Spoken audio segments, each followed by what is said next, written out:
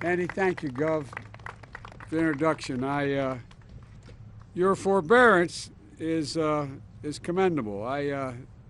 This has to be an emotional moment for you, the family, for the congressman, for all of you congressmen. Thanks for the passport into your district. Appreciate it. And I want to also thank everyone here that took the time to be here. And one of the things back in the 1900s, Dawson Springs was a place where people came to be healed because of the mineral waters. Literally, it was a place you came to heal. Now it's our turn to help the entire town to heal.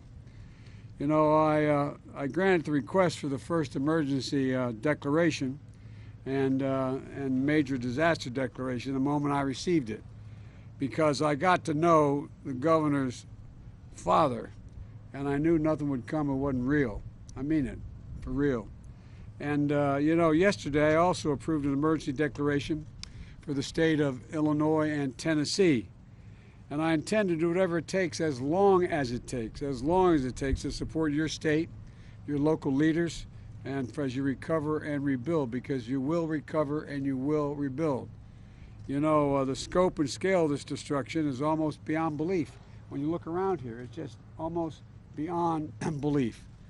These tornadoes devoured everything in their path.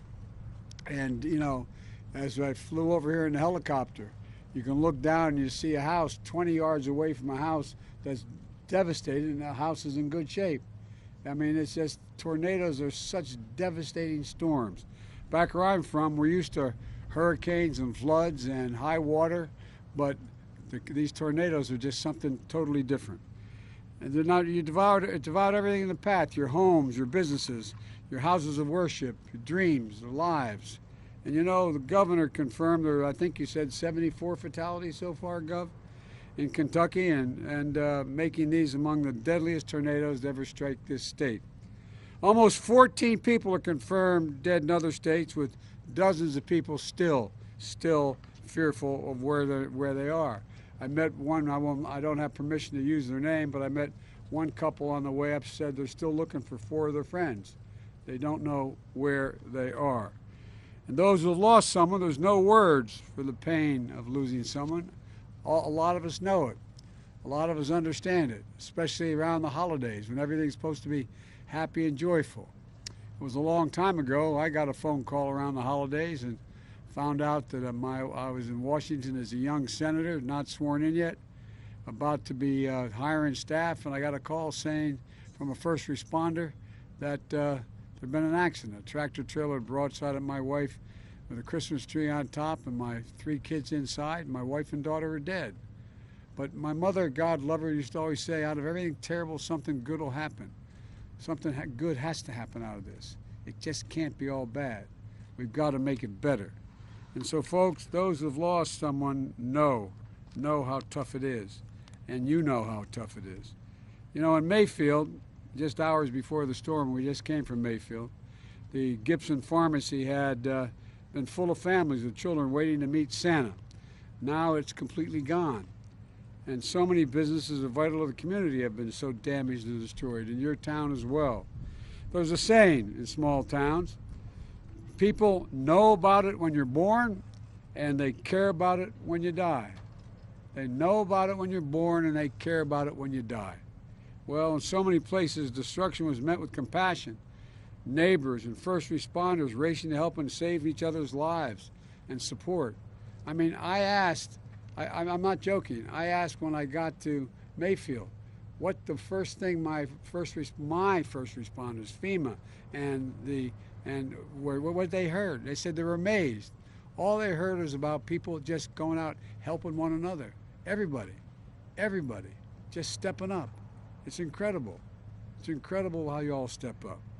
And so, folks, the fact is, I'm going to make sure the federal government steps up and makes sure we do every single thing. For years and years, as U.S. Senator and then as Vice President, I come from Delaware, we have a lot of serious storms. Hurricanes, oceans rising, a whole range of things. But you know what? It always took a long time. There's no reason why it should take any time. We have the wherewithal to get it done. And we're going to get every single thing you need. And I'm going to make sure the federal government does what's needed. At the state's request, 4 FEMA search and rescue teams are working here in Kentucky right now. For those without power, FEMA's already provided 61 generators. The Army Corps of Engineers has a temporary power install teams ready to assist if needed. And we've provided critical supplies thus far, and a lot more to come. 144,000 liters of drinking water, 24,000 meals, I just 74,000. And look, thousands of cots and blankets. There are seven shelters open in Kentucky, which are now taking care of 300 occupants, but a lot more is going to occur. Of course, housing is a key. Because of COVID, we want to make sure people are out of those shelters as quickly as they can because of COVID, and ultimately want to start to provide some certainty for people.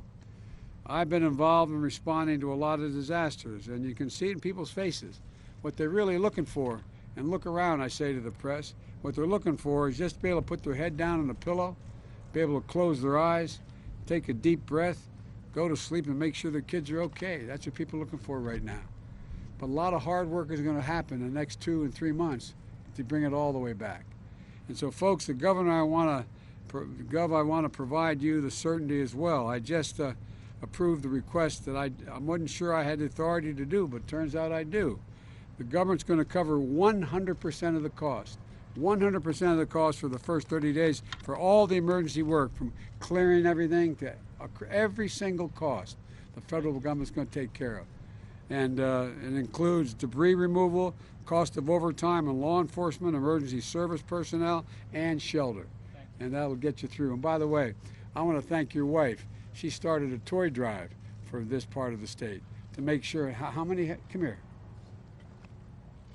I'm taking credit for something I have nothing to do with. How could you? But tell them what you got so far.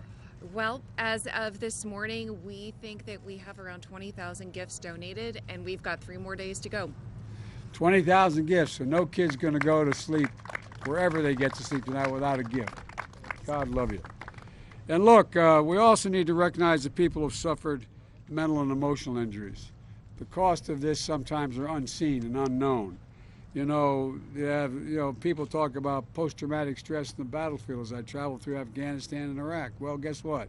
There's a lot of post-traumatic stress that comes from lying in your house and all of a sudden the roof goes blowing off and you wonder whether your kids are around. I really mean it. So, where the shock of losing a home and a business, the grief of losing someone, it's happening right before the holidays, as I said, and we're going to make sure that you have all the help you need, including the kind of mental help that's needed to help people through difficult times. And folks, the FEMA has opened mobile disaster recovery centers in Mayfield and in Dawson Springs, and it has disaster survivor assistance teams on the ground here in Kentucky to help people register for assistance. As I said when I talked to the governor, not only that we're going to get what you need, we're going to make sure you know everything's available, because you don't always know all that is available. And that's what we're going to do. And folks, if you live in affected areas, which all of you who are standing here watching me do, you visit disasterassistance.gov, or call 1-800-621-FEMA. That's 1-800-621-3362. I promise you, you're going to heal, we're going to recover, you're going to rebuild, you're going to be stronger than you were before. We're going to build back better than it was.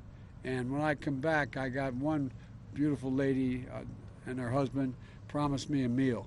She's apparently a hell of a cook, so I'm coming back for the meal. So thank you for being here. And to all the families here, keep the faith. We're going to get this done. I promise you, the governor's not walking away, your county judge is not walking away, your congressman's not walking away, no one's walking away. We're in this for the long haul. Thank you very much for your patience.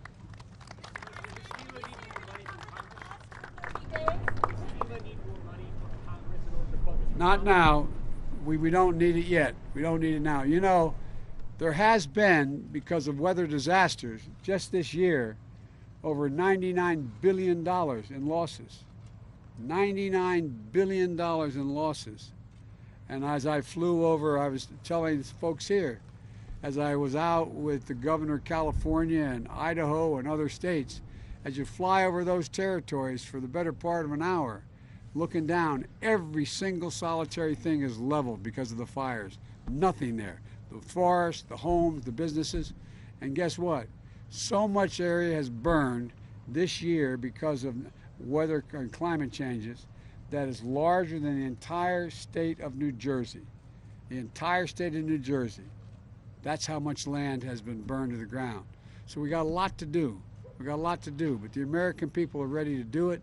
This is the United States of America. There's not a darn thing we can't do. Thank you.